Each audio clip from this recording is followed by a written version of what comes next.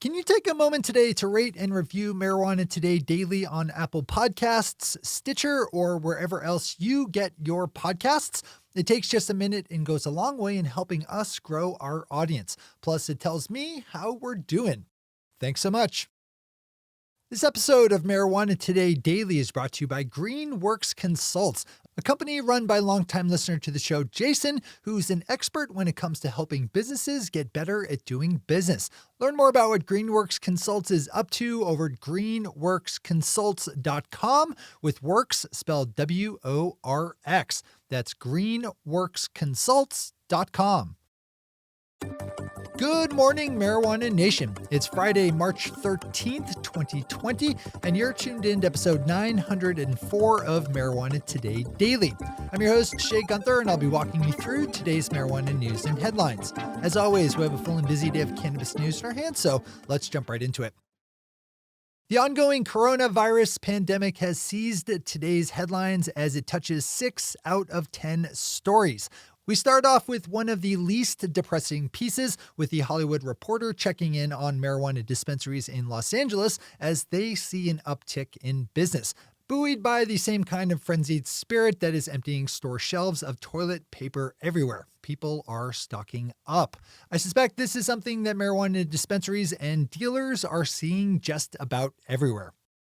Zach Harris over Mary Jane has a good complementary story to our top headline, as a timely new study from financial analyst Bill Kirk finds that generally people like to consume cannabis more when they are by themselves than when with others, while the inverse holds true for alcohol. Kirk's study was built around a survey of more than 1,000 marijuana consumers and 863 alcohol drinkers, and suggests that cannabis users are better suited to making it through, say, a 2-week self-imposed quarantine due to a failed national public health policy. Best of luck to us all. Our final top story of the day looks at how some dispensaries in Illinois are starting to respond to the coronavirus pandemic, as some shops that recently started selling to adult use customers as the state opened up legal sales, in addition to their existing medical patient clientele, are starting to restrict or ban adult use customers from making purchases, so as to limit the exposure that medical patients have to non-medical customers who might be carriers of the coronavirus. Given that medical patients are, by definition, dealing with medical ailments that can include compromised immune systems, this seems like a prudent measure to take. Give this one a read today. As always, we have all the news we cover linked to on our website at mjtodaydaily.com. Those are our top stories for today. It's time for Marijuana Today Daily Headlines Blitz. Before we blitz it in headlines, let's quickly thank our sponsor, Greenworks Consults, a company run by longtime listener to the show, Jason, who's an expert when it comes to helping businesses get better at doing business. One of the phrases that Greenworks Consults likes to organize their work around is observe, optimize, flourish. Those 3 words really say it all when it comes to the value of what Jason and his team at Greenworks Consults can do for you. First, you figure out what important metrics and numbers you want and need to track. Then you track them with an eye on improving things iteratively and through focused effort and design. Then you sit back and enjoy the fruits of your labor as your business flourishes. By cutting out waste and inefficiencies, you're dialing up your business operations to survive and thrive in the best and worst of times. Do that today. You can get started by opening up greenworksconsults.com, with works spelled W-O-R-X, to read about some of the ways the Greenworks team works and to get in touch with Jason himself. That's greenworksconsults.com. Big thanks to Jason and his team of pros over at Greenworks Consults for the support that helps us keep our news lights running. All right, time for the blitz. The annual Hash Bash event, held at the University of Michigan in Ann Arbor to protest marijuana prohibition and to celebrate its consumption, has been canceled this year due to the coronavirus pandemic. We have a connection to the Hash Bash here at MJ Today Media, as its longtime MC Mark Passerini is both a personal friend and a longtime supporter of the show as a sponsor at the Ohm of Medicine. Hash Bash lead organizer Nick Zettel announced the cancellation yesterday.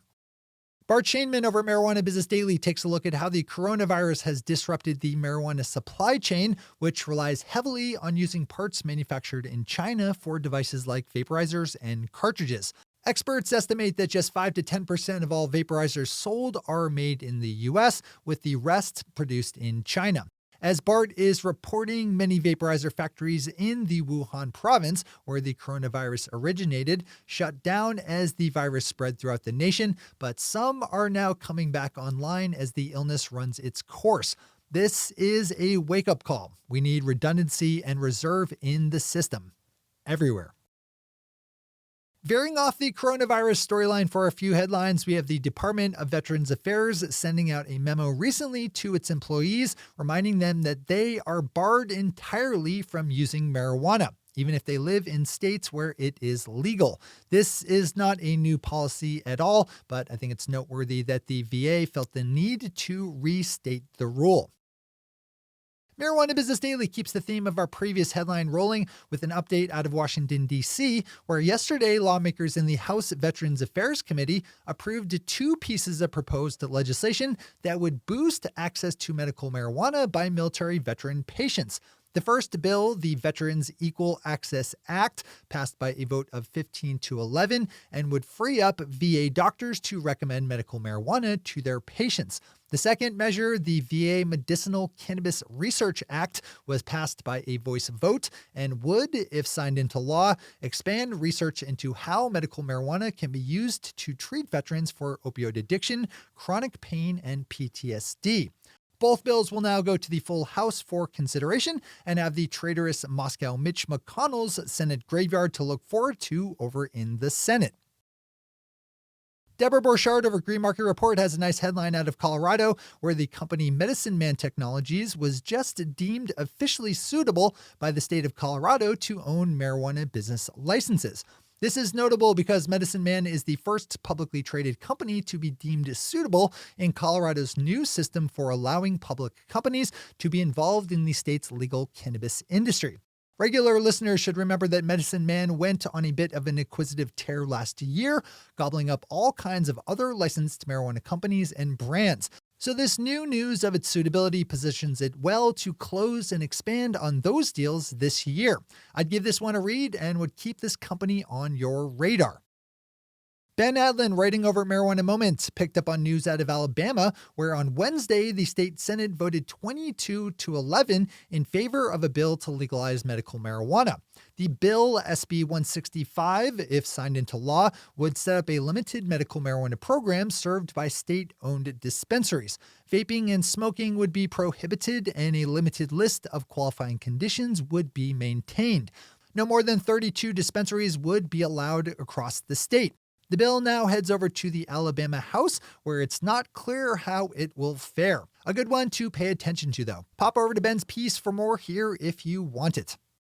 Our final top story of the day is another Marijuana moment, as Kyle Yeager updates a recent storyline involving activists in Washington, D.C., gathering signatures for a psilocybin mushroom decriminalization effort that is being impacted by the coronavirus pandemic. Kyle's reporting that yesterday the campaign Decriminalized Nature District of Columbia, or DNDC, postponed the process that it is going through seeking a ballot measure in the fall until April 1st. As they pause their work gathering the necessary 35,000 ballot signatures required for qualification. A tough call to make for sure, but again, the right decision. You don't want to put people out on the streets right now whose job it is to talk to as many folks as possible. Those are the headlines and news for the day. I'll be back with you again Monday morning with another information-packed episode of Marijuana Today Daily. But in the meantime, if you have any stories to share or feedback to give, zip us an email to headlines@mjtodaydaily.com. And while you're clicking around the interwebs, swing over to our website at mjtodaydaily.com to find links to all the news we cover. Thanks to our sponsor, Greenworks Consults, and to our awesome Patreon listeners for the support that makes this show possible. To join the illustrious ranks of the Patreon listeners yourself, swing over to our website at mjtodaydaily.com and click on that big blue button at the top of the page that says Become a Patron. I'm your host, Shay Gunther. Thanks for tuning in, starting your day with marijuana today.